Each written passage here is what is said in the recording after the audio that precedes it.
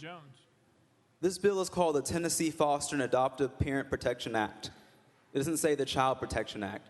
And nowhere in the script that they prepared for you did you answer the question to say, how can a child be protected and feel validated and flourish in an environment where they may be put in a home that says that because they are LGBTQ+, that they are wrong, that they are mistaken, that they are sinful, or whatever language you want to use. I mean, it just it's not logical. And so did they give you notes on that? Can you explain an example where a child goes into this environment and can flourish? I'm struggling to see that.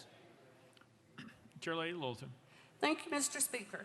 This bill clearly says that they would not go into those homes if they had religious beliefs or moral beliefs, and that's why other states are shutting out foster parents that will not accept those children because of moral beliefs and their religious beliefs. So this is to protect as well as the child, the foster parents, and the adoptive parents. Because all of them should have the same, if they refuse, there are a couple of states already will not let them have another child. Representative Jones. I'm reading the legislation, Representative Littleton. It says that the department cannot create policies requiring a current or prospective adoptive or foster parent to affirm, accept, or support any government policy regarding sexual orientation or gender identity that conflicts with the parent's sincerely held religious beliefs. Nothing in this is saying that children will be protected, Representative Littleton. I don't know who wrote this bill. I don't know if you didn't write it, so you don't know what's in the bill. But this bill that I'm reading before me right here says that children can be placed in environments that are hostile to them, that they are not affirmed, that they're not welcome, that they're not treated with dignity because of who they love or how they identify with, and that is immoral.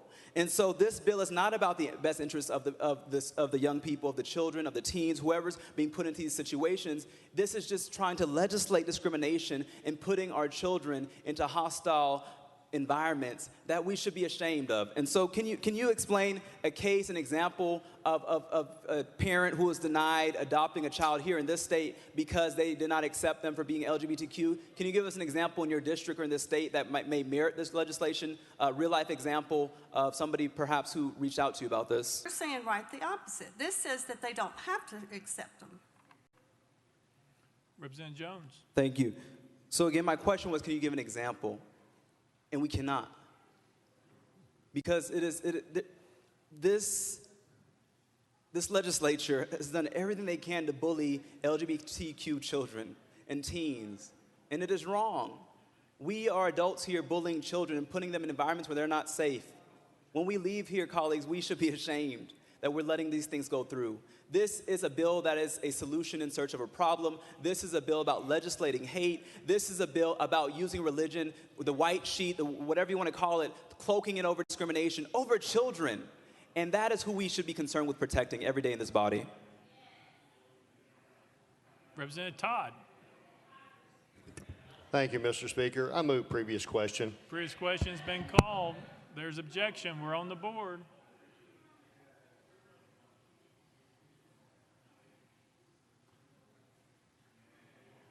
We are voting. All those in favor of previous question, vote aye when the bell rings. Those opposed, vote no.